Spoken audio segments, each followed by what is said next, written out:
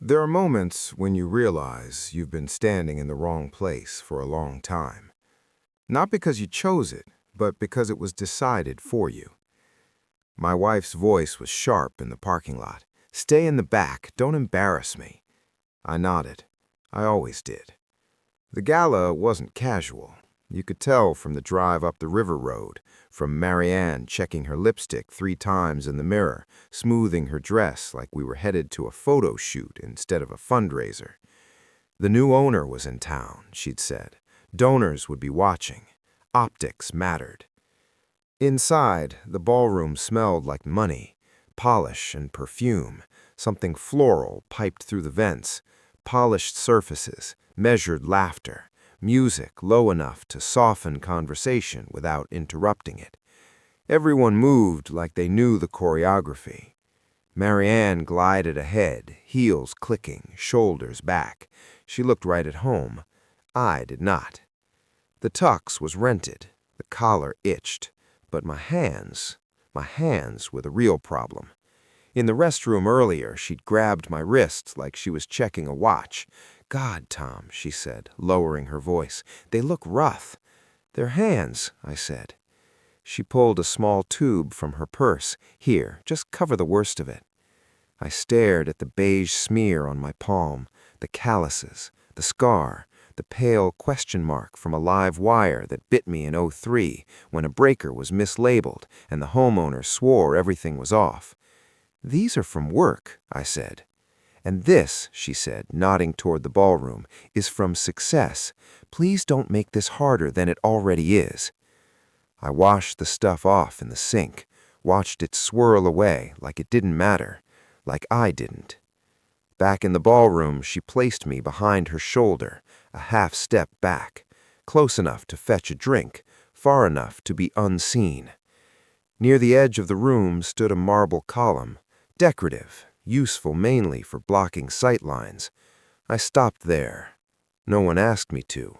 I'd been guided, a hand on my arm, a look that said, "Not now." I took the hint. From that distance, you notice things. Who speaks with confidence they didn't earn? Who listens only to confirm their own authority? Who performs leadership instead of practicing it? You also notice how easily people stop seeing you once your position has been quietly decided. At some point, the music dipped. Conversations paused mid-sentence, postures straightened without instruction. Someone important had arrived. I didn't turn right away. When you've spent enough time in the background, you stop assuming moments are meant for you. But then the space around me changed, like a system rerouting power without warning. Eleanor Price moved like she didn't need permission. Mid-50s, simple black dress, hair pulled back, no jewelry worth noticing, which meant it probably was. She walked past Marianne's practiced smile, past the lifted glass, straight to me. I felt it before I saw it, like a change in air pressure. Her gaze locked onto mine and held. She closed the distance in 3 quiet steps and reached out, palms open. When she touched my hand, she paused. Her thumb brushed the scar. Her eyes filled. "I've been looking for you for 28 years, she whispered. Behind her, something shattered, glass on marble. I didn't have to turn to know who. She said my name, not loudly, not for anyone else, just enough. I tried to correct her. "I think you've got the wrong guy." She shook her head once. "No, I don't." Marianne pushed forward, color draining from her face. "Eleanor, Miss Price, this is my husband, Tom. He's a union electrician." "From Rockford," Eleanor said, softly, without looking away from me. Then she squeezed my hands once more. "We'll talk, soon." And she was gone, absorbed by the crowd. Marianne stared at me like I set the building on fire. "What was that? What did you say to her?" "Nothing," I said. "She said it to me." Across the room, I caught a look meant to put me back in place, a reminder that whatever that was should remain contained, managed. But containment only works before something is noticed. I didn't yet know who she was to me or why she had been looking, only that something long minimized had just been acknowledged. And once systems notice you exist, they don't forget. They begin checking. That night didn't end when the event did. The hotel room was quiet except for the hum of traffic along Wacker Drive and the occasional siren bouncing off the river. Mary Ann lay beside me, stiff as a board, her back turned. Silence has weight when it's carrying questions no one wants to answer yet.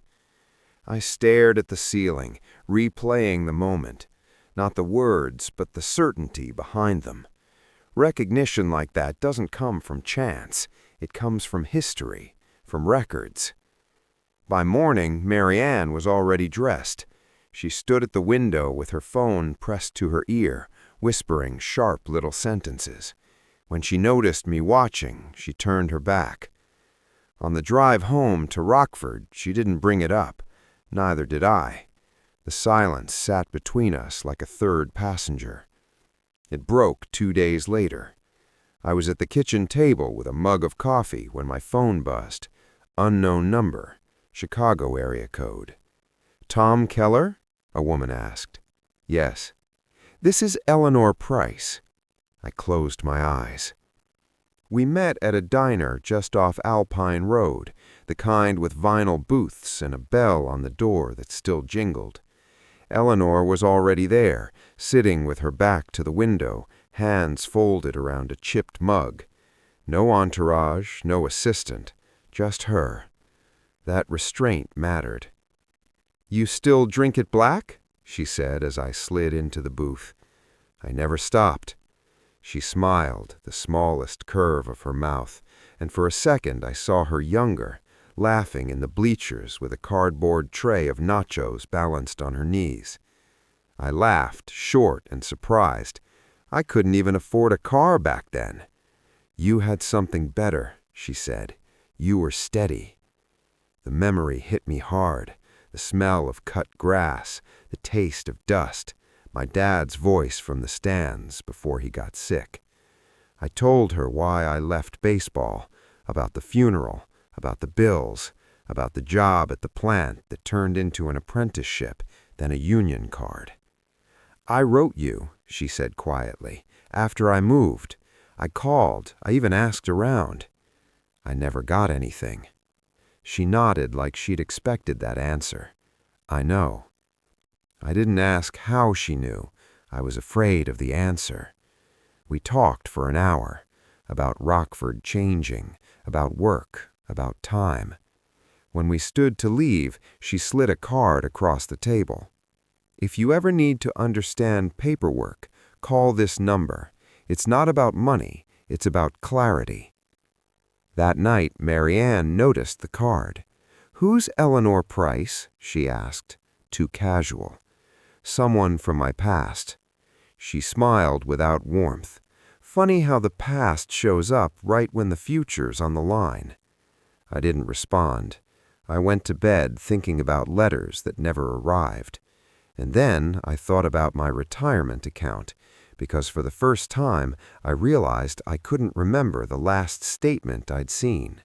At first, I told myself I was imagining it. That's what you do when something feels wrong but hasn't crossed into certainty. You assume good intentions. You trust familiarity. Every quarter, like clockwork, there used to be a thick statement waiting in the mailbox. My 401k, the pension summary, boring stuff, comforting stuff. Proof that 35 years of early mornings and live wires were turning into something solid. That envelope hadn't shown up in a while. When I asked, the answer came quickly, too quickly. "Everything's digital now, Tom. Paperless is cleaner." It sounded reasonable. That's what made it effective. Reasonable explanations turned doubt into self-criticism. But doubt doesn't dissolve. It waits. One evening, I noticed a conversation stop when I entered the room, a phone turned face down, a laugh that arrived a beat too late. Later, I went looking for a folder I'd kept in the same place for years. It wasn't there. The drawer was orderly, not disturbed, reorganized. That was the moment I stopped calling it forgetfulness. It was management. The next morning, I stopped by the credit union on my lunch break. The woman at the counter knew me. We'd gone to the same high school, though she was a year behind. She typed for a minute, frowned, then looked up. "Your mailing address was changed," she said. "When?"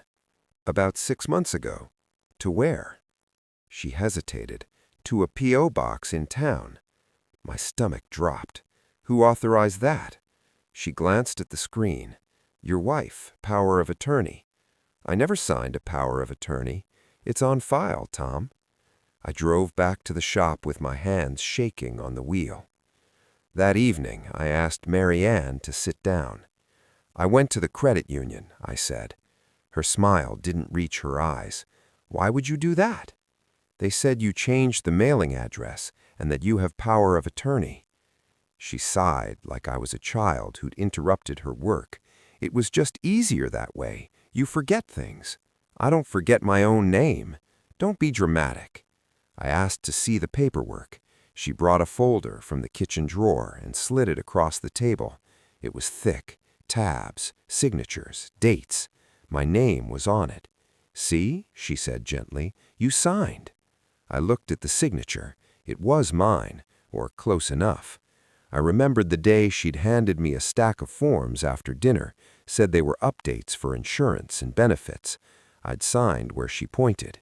"You said this was routine." "It was," she said. "You're reading too much into it." I flipped pages. Beneficiary changes, digital delivery, a spousal consent form I didn't remember discussing. "Tom," she said, lowering her voice, "you're getting confused. That happens." That word, confused, landed harder than anything else. I pushed the folder back. "I need time." She nodded, already standing. "Of course, just trust me." That night, I called the number on Eleanor's card. The forensic accountant met me at a diner near the old mall. He spoke plain, explained how accounts could be redirected, how paperless delivery worked, how easy it was to move things without raising alarms if one spouse controlled the flow of information. "You're not crazy," he said, "and you're not alone." On the drive home, I pulled into a grocery store lot and just sat there, hands on the wheel. I could have exploded. I could have shouted, thrown the folder across the room, demanded answers. Instead, I did something my father had taught me after I'd fouled out of a game in anger back in '95. I slowed down. I documented everything: dates, language, small changes that only look harmless when they're isolated. Not because I wanted conflict, but because I wanted continuity. Because once you start keeping a record, you stop feeling uncertain. And once uncertainty is removed, the next steps don't feel aggressive. They feel inevitable. Once the tension shifts, behavior follows. 2 days after I asked about the credit union, I came home and found the desk drawers reorganized. Not messy, worse, neat, empty of anything useful. The filing cabinet in the hallway had a new lock on it, the cheap silver kind you buy at Menards. "What's that?" I asked, pointing at it. Mary Ann didn't look up from a laptop. "Privacy." "It's my stuff, too." She clicked the mouse like she hadn't heard me. "Your stuff is in the garage." I went to the garage and opened the old plastic tote where we kept manuals and warranties. There were light bulbs, duct tape, a bag of Christmas ornaments, and a laminated church directory from 2012. No retirement binder. Control prefers order. That night, she sat on the couch flipping through a magazine like everything was normal. "Tom," she said without looking up, "I talked to HR Legal today." My stomach tightened. "About what?" "About you." She finally met my eyes. "You've been acting strange since the gala." I let that sit for a second. The gall of it. The way she could twist reality until I was the problem. "I asked where our retirement statements went," I said. "And I answered, paperless, cleaner, Less clutter. I'm not clutter. She set the magazine down carefully. Do you want to keep your health coverage, Tom? I blinked. What are you talking about? She gave me that HR smile, soft on the outside, iron underneath. You've been working part-time lately. You've had those headaches. If you're going to start accusing me of things, it's going to create instability. Instability, I repeated, tasting the word. It's just reality, she said. At our age, we can't afford mistakes.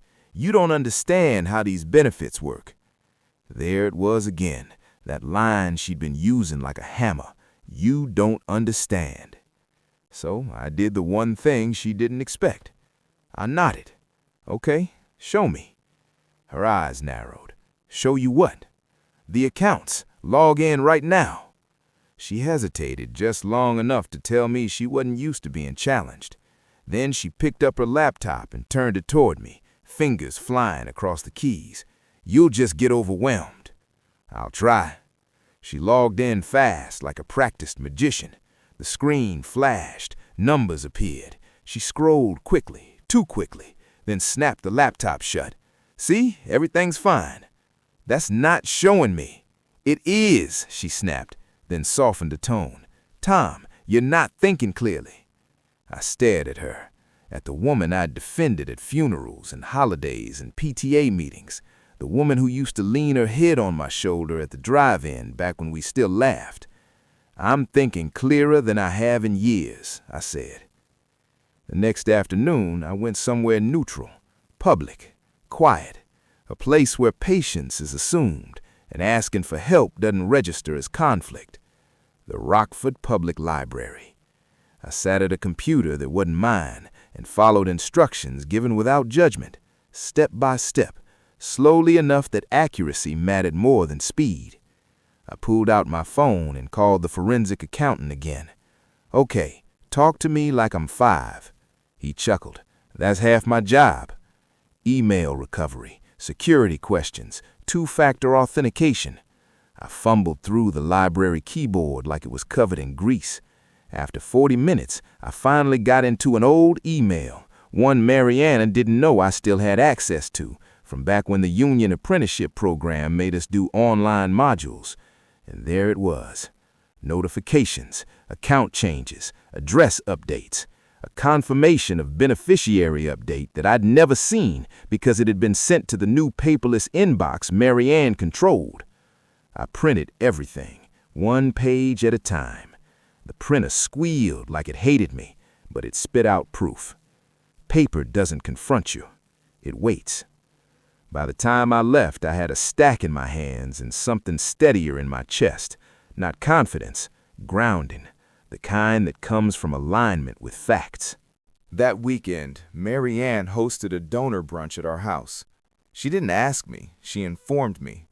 Just stay upstairs, she said, arranging flowers in a vase like she was auditioning for a magazine spread. We're discussing leadership initiatives. I almost laughed.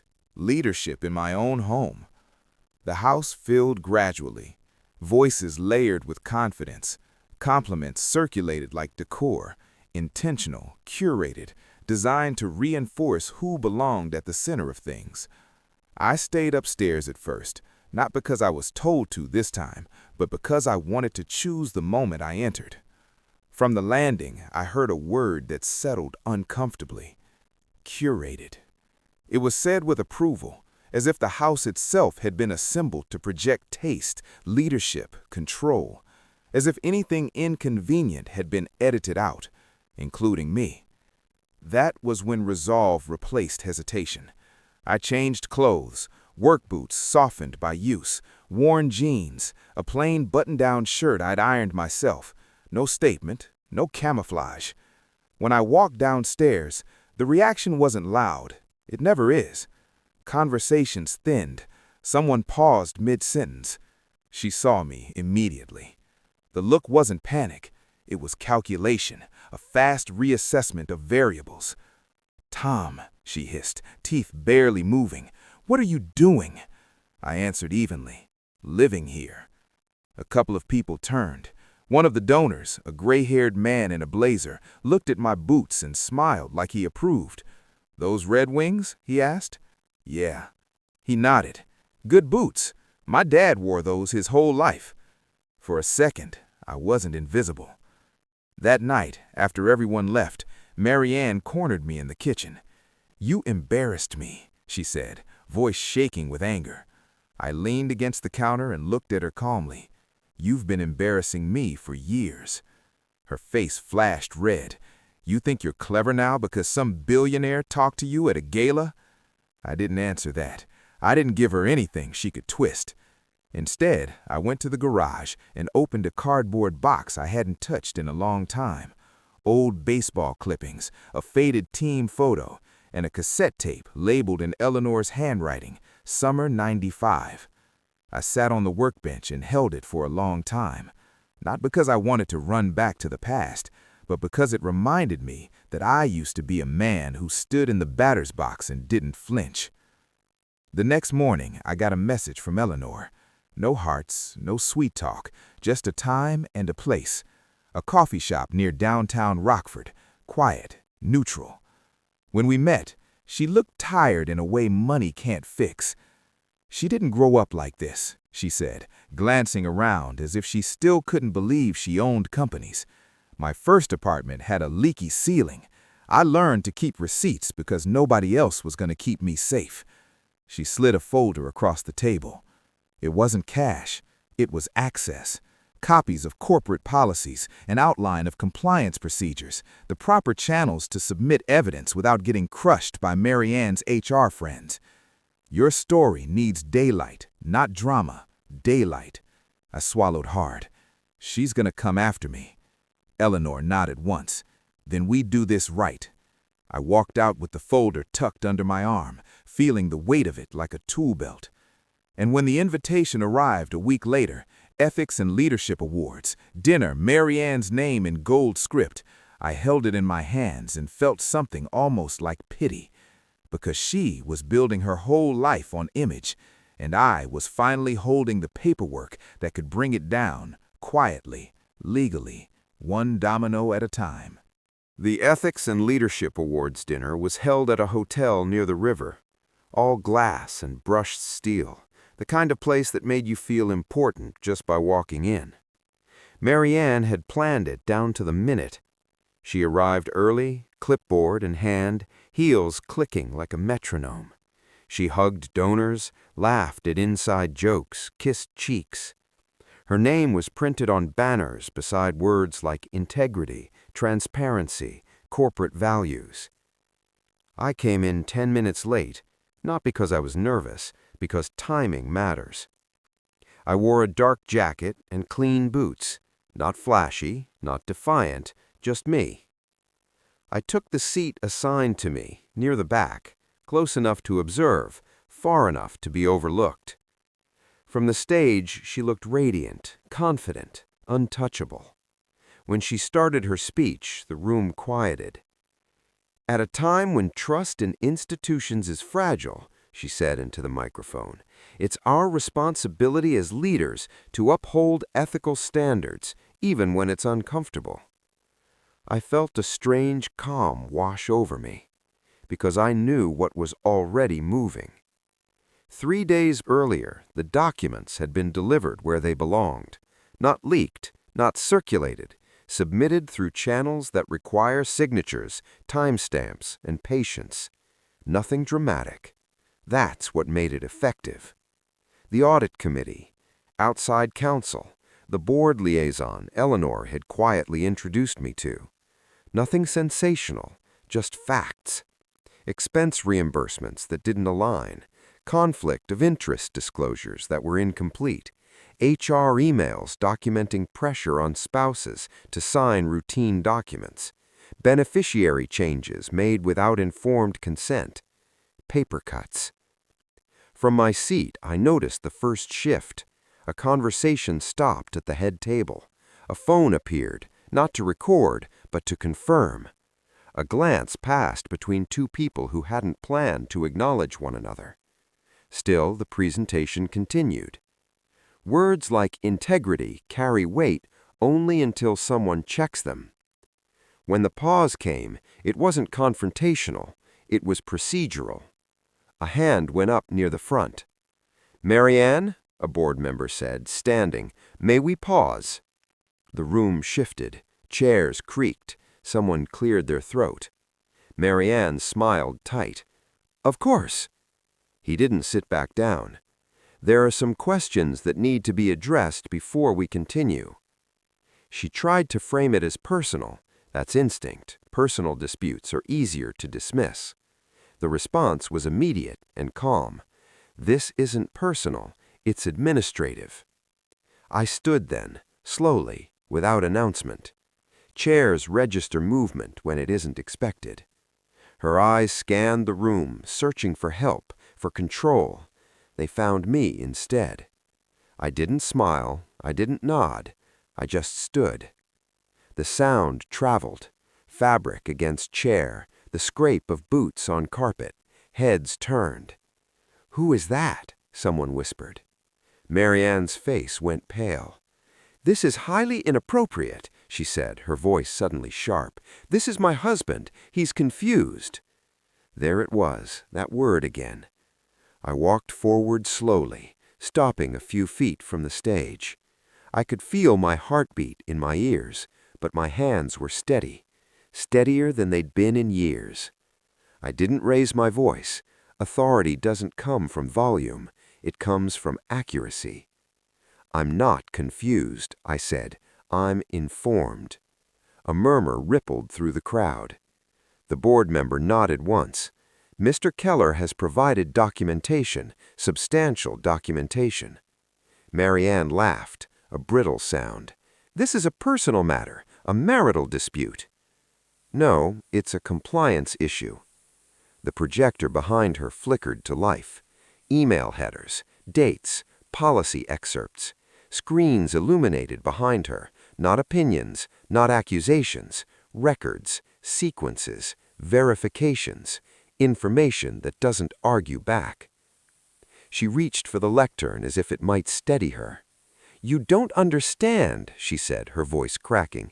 "This is being taken out of context." I took one more step forward. "I've been in the back long enough to see everything, Marianne."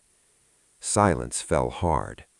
She looked at me then, not with anger, not even with fear, but with something close to disbelief, like she'd built her whole world on the assumption that I'd never stand up. Her hand shook. The glass of water on the lectern tipped, rolled, and shattered on the stage. Nobody moved to help. When she was escorted away, it happened without spectacle. No raised voices, no commentary. Responsibility simply shifted. I remained seated as the room recalibrated. The noise returned in a different register, quieter, uncertain, real. Outside, the air felt clean, not relieving, corrective. Eleanor joined me a moment later. "You did it," she said. "We did it right," I replied. She nodded. Inside, reviews were already progressing, timelines activating, outcomes that would take weeks, maybe months. That wasn't mine to manage. I'd spent years being placed without explanation. This time, movement hadn't come from anger. It came from alignment. I moved out the following week, not in a rush, not in the middle of the night. I packed what was mine: tools, clothes, a box of old photos, the cassette from '95, and left the rest exactly where it was. Let the house look curated without me. The lawyer handled the rest. Because of the paper trail, because everything had been done quietly and correctly, the divorce didn't turn into a circus. The beneficiary changes were reversed, the retirement accounts were corrected, the power of attorney was voided. It wasn't a jackpot. It was fairness. And after years of being told I didn't understand numbers, fairness felt like winning. Marianne lost her job before the investigation even finished. HR directors don't survive ethics violations, especially public ones. I heard through town, because in Rockford you always hear, that she was exploring new opportunities. That was the phrase she liked to use on other people. I didn't gloat, I didn't call, I didn't go looking. Revenge, I learned, isn't loud when it's done right. It's final. The quiet days were harder. There were mornings I woke up alone in a small apartment off Charles Street and felt the weight of everything settle in my chest. 30 years is a long time to realize you've been shrinking yourself. Some nights I lay awake staring at a ceiling that wasn't mine, wondering how I'd missed it. But there were other moments too, like the first time I checked my accounts on my own and understood every line. Or the afternoon I stopped by the old field on Boyland and watched a high school game from the bleachers. The crack of the bat still sounded the same. Or the day I met Eleanor for coffee again. No gala, no speeches, just a quiet place near downtown with chipped mugs and bad pastries. We talked slowly, carefully about where we were now, not where we'd been. That distinction mattered. We didn't pretend we were 25 again. We didn't rush anything. At our age, you don't chase fireworks. You look for steady light. Sometimes we drove with the radio on low, classic rock slipping through the speakers of her old SUV. Sometimes we didn't talk at all. That was enough. I thought a lot about dignity during those weeks, about how easy it is to give it away one small compromise at a time, about how standing in the back becomes a habit if you're not careful. At 57, I wasn't starting over. I was taking myself back. Some people spend their whole lives trying to impress a room. Others finally remember who they are and step forward. What mattered was what had been demonstrated, quietly, lawfully, without escalation. That restraint holds. That patience carries authority. That documentation outlasts denial. I still think about the man who accepted being placed in the background without questioning it, not with regret, with understanding. He believed silence was the price of stability. Now I know stability doesn't come from shrinking. It comes from alignment. And when alignment finally settles in, it doesn't feel like victory or vindication. It feels like peace, measured, grounded, complete. Exactly the way it should.